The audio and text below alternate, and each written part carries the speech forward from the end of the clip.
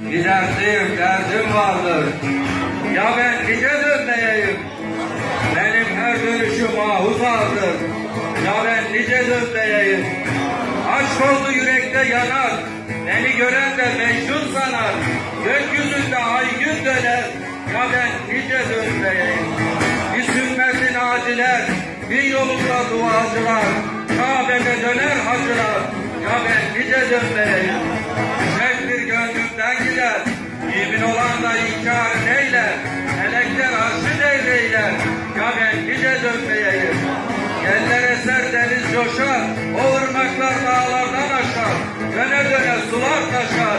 Ya ben nice dönmeyeyim. Hülyelim döne döne. Yürüsün devranımız İmam Hüseyin aşkını veriyor Allah'a. Aşk olsun.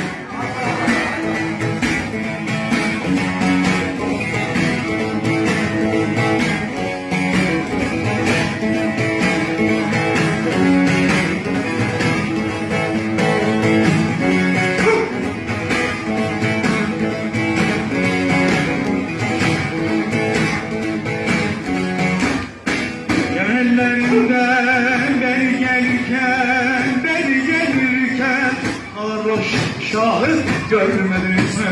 Ama üzerinde zaman dönerken Turnalar Şah Merdan'ı görmediniz mi?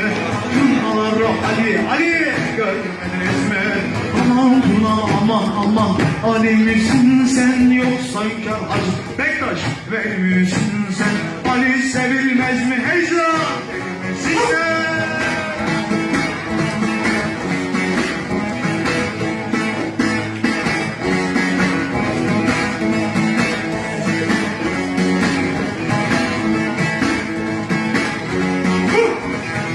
Bu sırra mümkün elmez. Dostun cemalini körler görmez. Farkı melek döner durmaz. Hüdiyeyim döne döne. Şevkini ver bana döneyim. Tahakkül olunca dahi de yanayım. Her gördüğümü sen sanayım. Hüdiyeyim döne döne. Seyyid Nizam oğul tektir. Vallahi yediklerin işi hep de şektir. Evvel de dönmek, ahir de dönmek haktır. Hüdiyeyim döne döne. Yürüsün devranımız İmam Hüseyin aşkını veriyor Allah'a. Aşk olsun.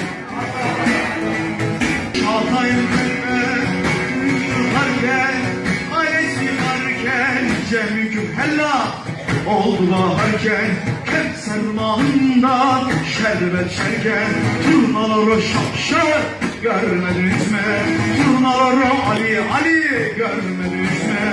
Aman turnam aman Ali misin sen? Yoksa hünkâr Hacı Bektaş Veli misin sen? Ali sevilmez mi? Deli misin sen?